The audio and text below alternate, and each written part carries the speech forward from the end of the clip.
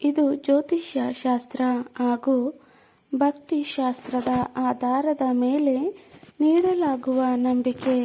ಪ್ರತಿ ರಾಶಿಗೆ ಅನುಗುಣವಾದ ದೇವತೆ ಇದ್ದಾರೆ ಎಂಬ ನಂಬಿಕೆ ಇದೆ.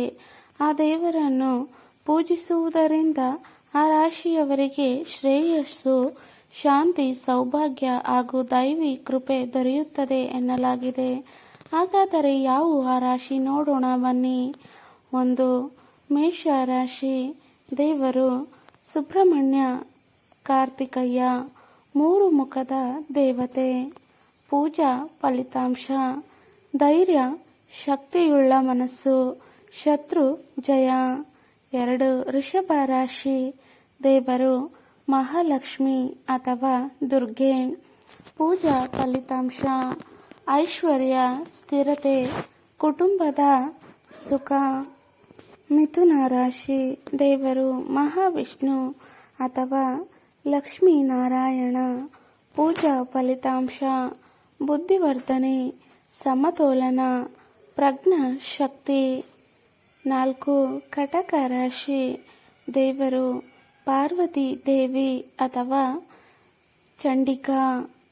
ಪೂಜಾ ಫಲಿತಾಂಶ: ಭಾವನೆಗಳಲ್ಲಿ ಸ್ಥಿರತೆ, ಮನಸ್ಸಿಗೆ ಶಾಂತಿ. 5. ಸಿಂಹ ರಾಶಿ. ದೇವರು ಸೂರ್ಯ ದೇವರು. ಪೂಜಾ ಫಲಿತಾಂಶ: ಆತ್ಮವಿಶ್ವಾಸ, ಅಧಿಕಾರ, ಯಶಸ್ಸು. 6. ಕನ್ಯಾ ರಾಶಿ. ದೇವರು ರಾಮಚಂದ್ರ, ವಿಷ್ಣುವಿನ ಅವತಾರ. ಪೂಜಾ ಫಲಿತಾಂಶ: ಶಿಸ್ತಿನ ಬದುಕು, ನಿಷ್ಠೆ, ಧರ್ಮ ಪಾಲನೆ. 7. ತುಳಾ ರಾಶಿ. ದೇವರು ಅಂಬೆ ಅಥವಾ ದುರ್ಗಾದೇವಿ. ಪೂಜಾ ಫಲಿತಾಂಶ: ಸಮತೋಲನ, ಶಕ್ತಿ, ಕಷ್ಟ ನಿವಾರಣೆ. 8. ವೃಶ್ಚಿಕ ರಾಶಿ. ದೇವರು ಕಾಳಿ, ಭದ್ರಕಾಳಿ ಮತ್ತು ಸುಬ್ರಹ್ಮಣ್ಯ. ಪೂಜಾ ಫಲಿತಾಂಶ: ಶಕ್ತಿಯುಳ್ಳ ಶರೀರ, ಮನಸ್ಸು, ಸಂಕಟ ಪರಿಹಾರ. 9.